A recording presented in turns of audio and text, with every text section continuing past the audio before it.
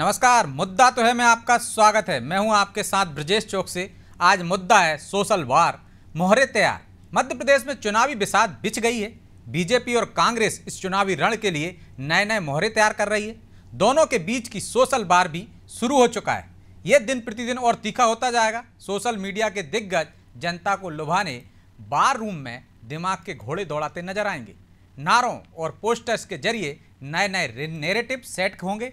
लेकिन सवाल यह है, इस बार सोशल मीडिया की जंग किसके लिए फायदेमंद साबित होगी और क्या वोटर सोशल मीडिया पर सेट किए गए नैरेटिव पर भरोसा करेंगे और क्या इस बार भी मीडिया कैंपेन सूबे की सत्ता तक पहुंचने का रास्ता आसान कर पाएगा?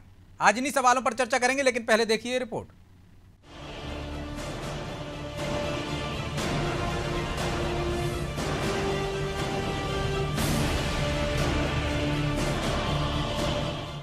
सोशल मीडिया पर होगी जंग। बीजेपी और कांग्रेस चलाएगी सोशल कैंपेन। बीजेपी के लिए शाह की खास हिमांशु संभालेंगे कैंपेन।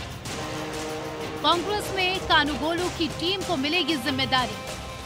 मध्य प्रदेश विधानसभा की चुनावी जंग मैदान के साथ ही सोशल मीडिया पर भी लड़ी जाएगी। मध्य प्रदेश बीजेपी के लिए केंद्रीय गृह मंत्री अमित शाह के खास हिमांशु सिंह मीडिया कैंपेन का काम देखेंगे।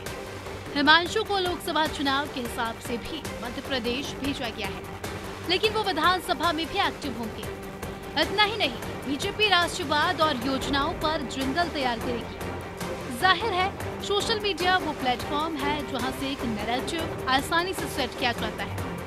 बीजेपी की कोशिश इस कैंपेन के सहारे ज्यादा से ज्यादा मतदाताओं के बीच पहुंचना भी है। लिहाजा बीजेपी ने एक वॉर रूम भी तैयार करवाया है। सोशल मीडिया अपनी एक विशेष भूमिका भी निभा रहा है, तो निश्चित रूप से हमारा प्रत्येक कार्यकर्ता जो झूठ, जो छल, जो कपट, जो धोखा कांग्रेस के लोग बैठकर देने का काम कर रहे हैं, उसको मुंह तोड़ जवाब देने का भी काम हमारे कार्यकर्ता करते हैं, करेंगे। और आने वाले समय में 23 में 24 में जो हमारा विपक्षी दल है, जो कि झूठ के सहारे पर है, जो भ्रामक जानकारियां फैलाता है, उसका भी मुंह तोड़ जवाब हमारे कार्यकर्ता देंगे। मीडिया कैंपेन चलाने के मामले में कांग्रेस भी पीछे नहीं है। कांग्रेस का मीडिया कैंपेन मुख्य रणनीतिकार सुनील कानूगोल के हाथ में है। कर्नाटक से कानूगोल की टीम मध्य प्रदेश पहुंच चुकी है और प्रदेश की सभी सीटों पर वो एक्टिव है।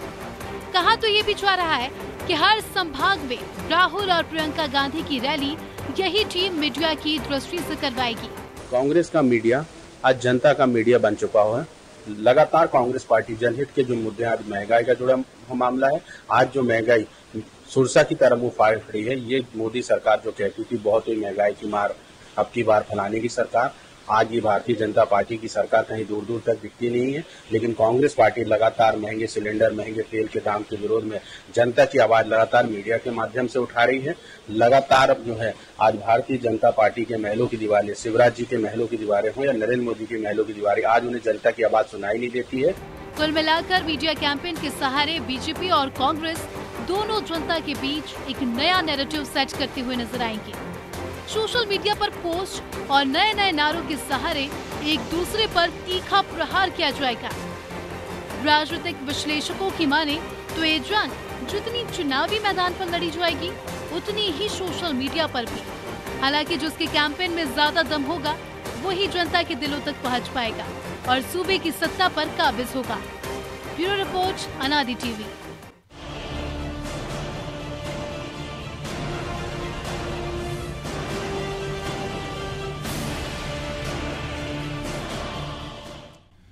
तो इस मुद्दे पर चर्चा के लिए हमारे साथ जुड़ गए हैं डॉक्टर गुलरेज शेख, प्रवक्ता हैं बीजेपी से, अभिनव बरोलिया, उपाध्यक्ष हैं कांग्रेस सोशल मीडिया विभाग से, और सूर्यकांत चतुर्वेदी, वरिष्ठ पत्रकार। तीनों मेहमानों का बहुत बहुत स्वागत है। गुलरेज जी, शुरुआत आपसे ही करते हैं।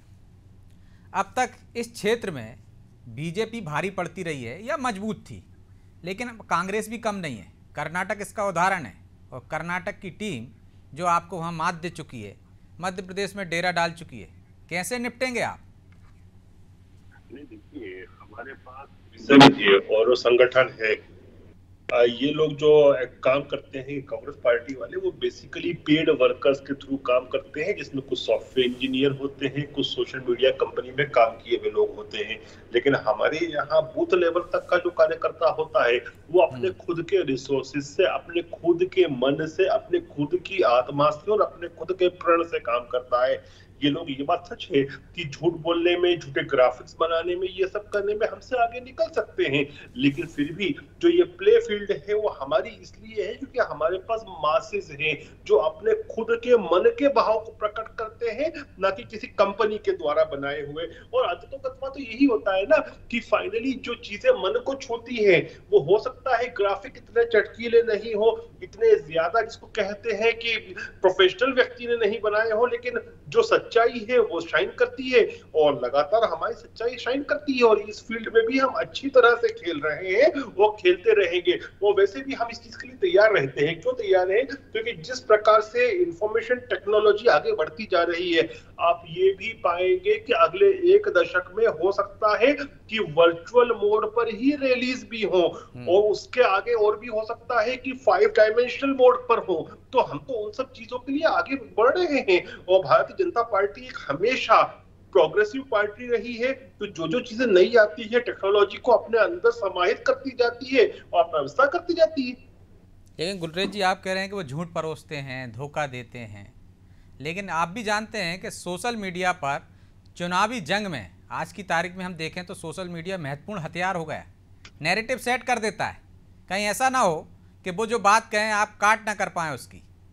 नहीं, ऐसा नहीं हो रहा है, और उससे इसलिए नहीं हो रहा है क्योंकि मैंने आपको कहा ना कि ये लोग पेड माध्यमों का उपयोग करते हैं, चाहे फिर इनके वर्कर्स हो, वो जो जिनको तनख्वाह पर रखते हैं, वो सब चीजें।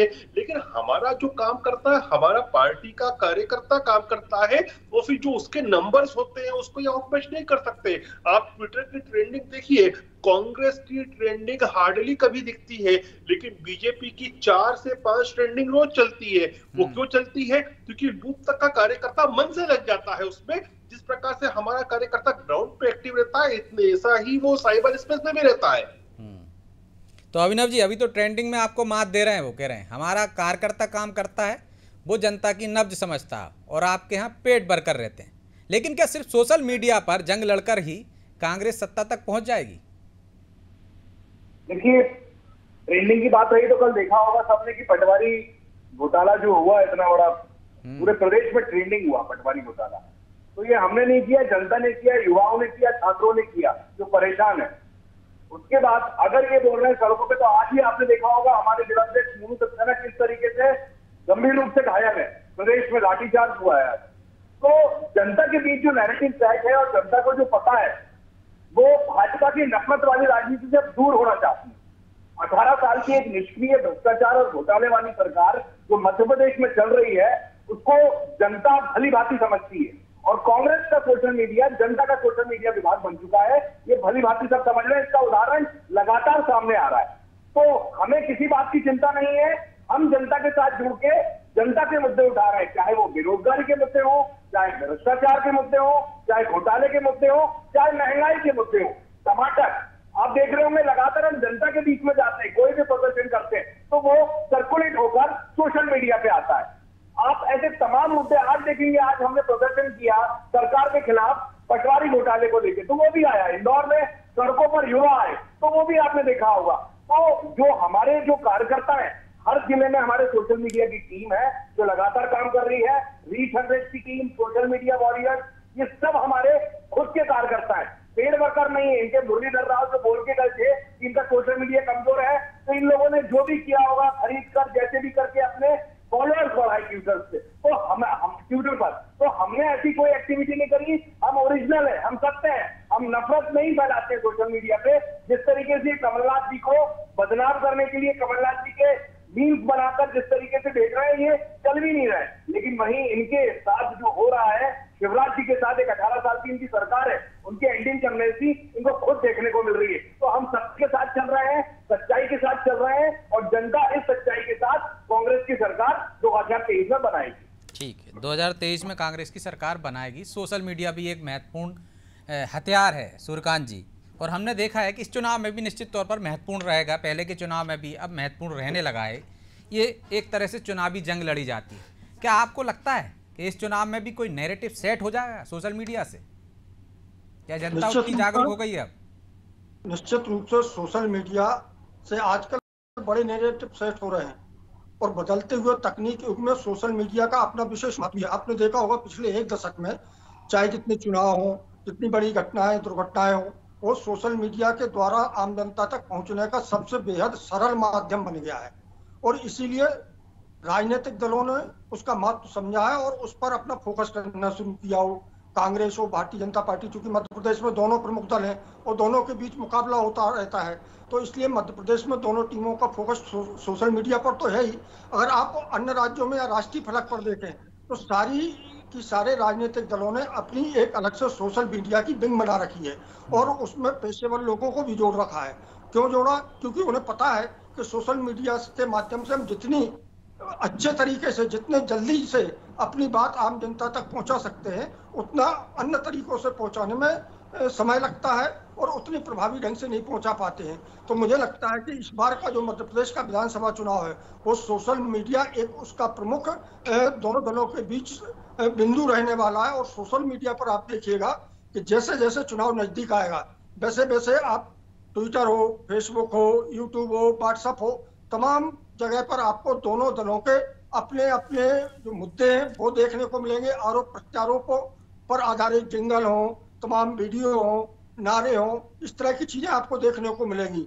और मैं तो कहता हूं कि आप देखना जिस तरह से अभी अगर आप बात करें ताजा मामला पटवारी भर्ती परीक्षा का है, तो इसमें भी अगर कांग्रेस ने अपनी बात पहुंचाने का जो प्रयास किया है वो उसमें सबसे ज्यादा सोशल मीडिया का उपयोग किया है और उस सोशल मीडिया के माध्यम से ही युवाओं की बात सामने रखने का प्रयास किया है। उसका फायदा निश्चित रूप से कांग्रेस को मिला है। अगर नहीं मिला होता तो भारतीय जनता पार्टी को इस मामले में बैकफुट पर नहीं जाना पड़ता। मतलब आप भी मानते हैं कि कांग्रेस अब पहले जैसी कमजोर नहीं है सोशल मीडिया पर? जिस हथियार का बीजेपी ने जमकर उपयोग किया नैरेटिव सेट करने में, अब उसमें भी महारत हासिल हो गई कांग्रेस को।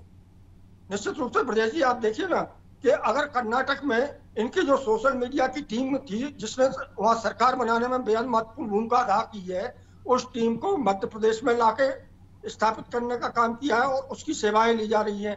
और उस टीम के लिए पिछले 2 महीने से वो टीम मध्य प्रदेश में सक्रिय तो है ही और उसके लिए अलग से इन्होंने विंग बनाई है, सुविधाएं मुहैया कराई हैं।